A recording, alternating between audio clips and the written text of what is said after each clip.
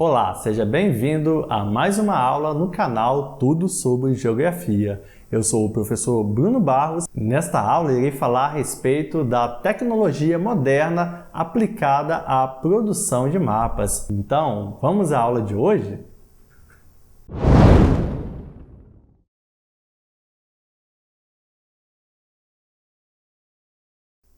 Na aula de hoje vamos falar sobre a tecnologia moderna aplicada à produção de mapas.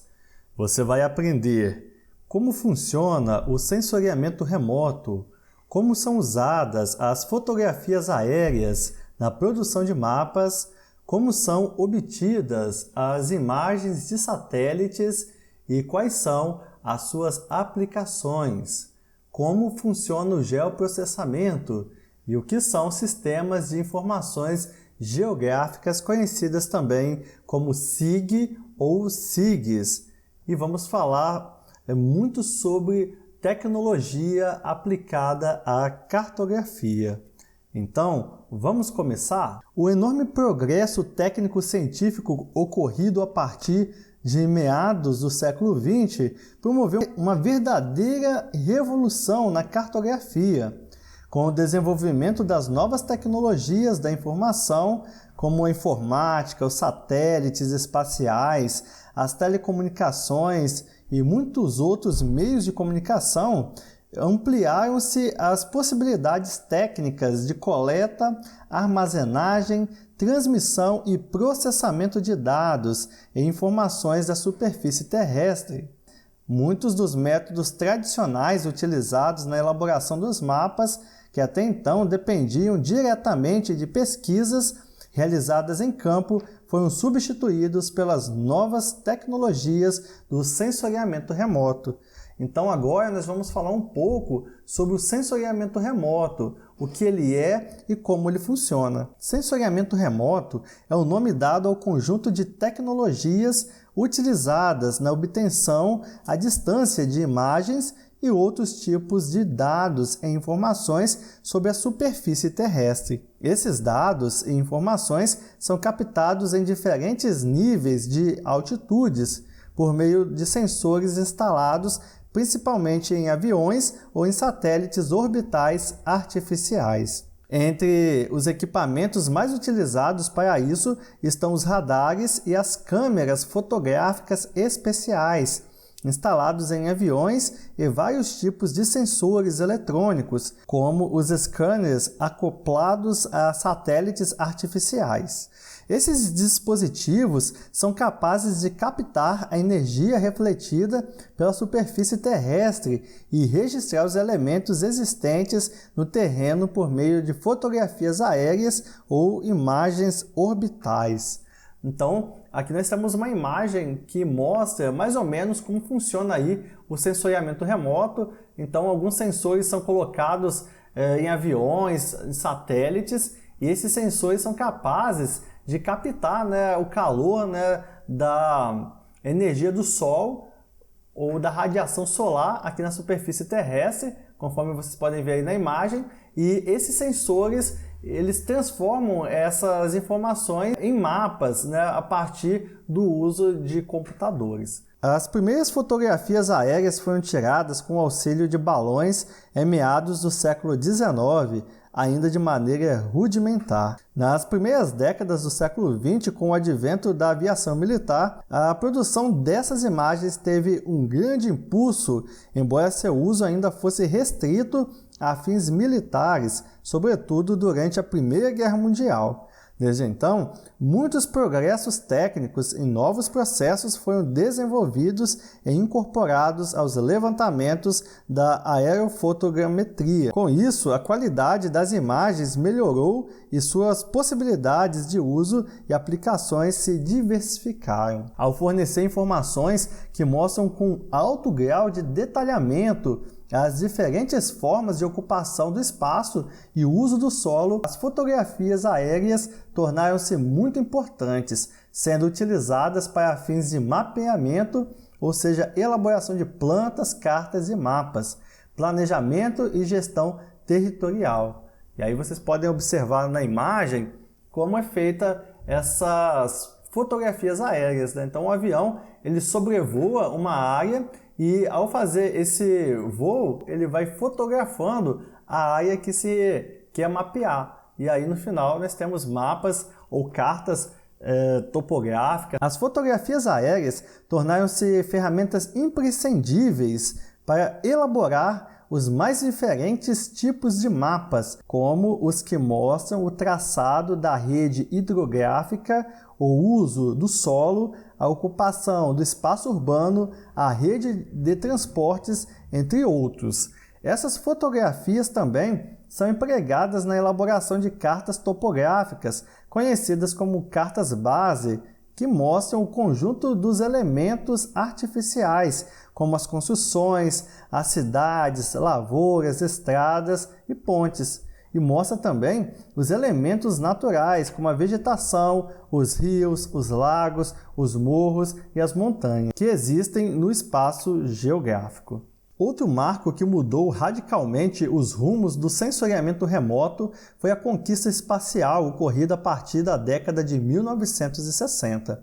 Desde então, o lançamento de satélites artificiais ao espaço e o desenvolvimento da informática tornaram possível a obtenção sistemática de imagens orbitais de toda a superfície do planeta, inclusive dos lugares mais remotos e de difícil acesso aos seres humanos. Essas imagens são obtidas por meio de sensores ultrassensíveis que, acoplados aos satélites artificiais que giram em torno da Terra, são capazes de captar a radiação solar refletida pelos elementos da superfície do globo.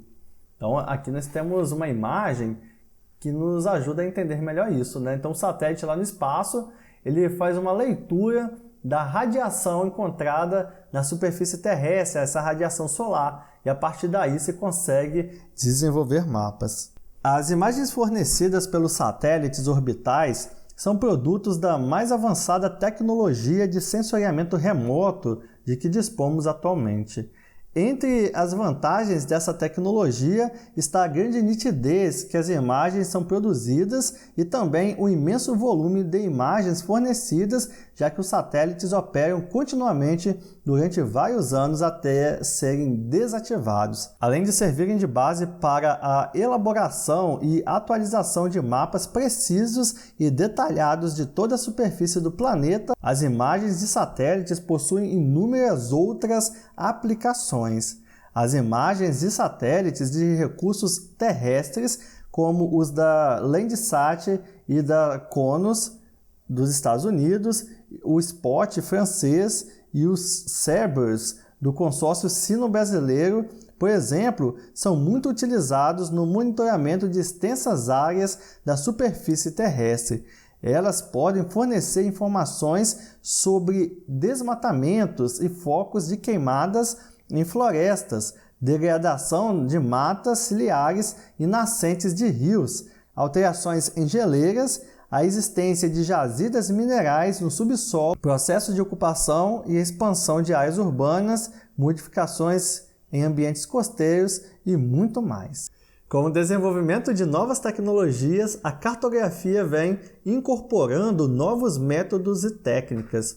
O geoprocessamento é um desses exemplos, que emprega técnicas matemáticas e de computação para coletar, organizar e interpretar de maneira simultânea o conjunto das diversas informações geográficas. Os sistemas de informação geográfica, SIGs, são as ferramentas que integram e operam o imenso volume de informações e dados geográficos coletados pelos pesquisadores. E isso envolve computadores, programas de computadores, bancos de dados informatizados para auxiliar, então, a produção de mapas e dados estatísticos a respeito destes. Com isso, as informações coletadas pelos sensores nos satélites podem ser sintetizadas e interpretadas na forma de vários tipos de mapas, digitais ou não, relatórios, gráficos, estatísticos, entre outros documentos e registros, como vocês podem observar nas imagens na tela. Então, nós temos um mapa e a partir desse mapa, dessas imagens de satélites, foram produzidos gráficos, outros mapas, como por exemplo um mapa com uma rota de trânsito, e tudo isso de fácil acesso, né, no computador, no tablet ou até mesmo no celular. Então o geoprocessamento, junto com o SIG, que é o Sistema de Informação Geográfica, esse conjunto de informações produzidas a partir do geoprocessamento e do Sistema de Informação Geográfica auxilia os usuários nas mais diversas funções da sua vida, desde uma viagem ou uma pesquisa. As possibilidades de aplicações de um SIG são cada vez mais abrangentes, principalmente para fins de planejamento territorial, tanto urbano e rural, e para estudos e análises ambientais, demográficas, socioeconômicas, entre outras. Os órgãos públicos podem utilizar as informações de um SIG para, por exemplo, combater epidemias ao mapear focos de doenças como a dengue. Assim, chegamos ao final desta aula. Vamos à revisão? Nesta aula, aprendemos como a tecnologia tem sido aplicada na produção de mapas.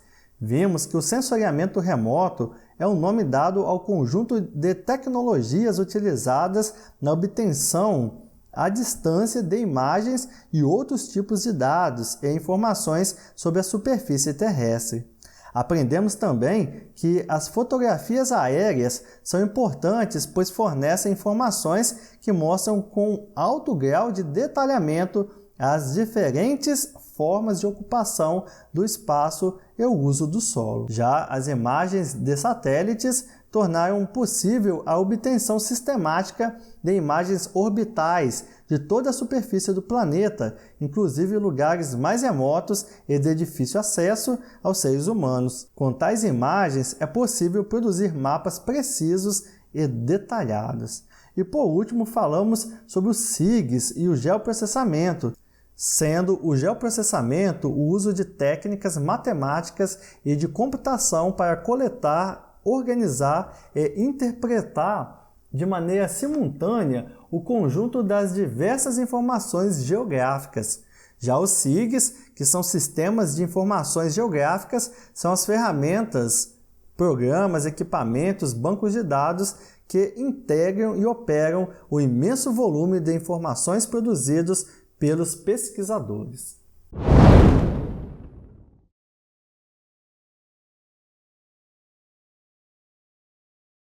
Então, chegamos ao final de mais uma aula.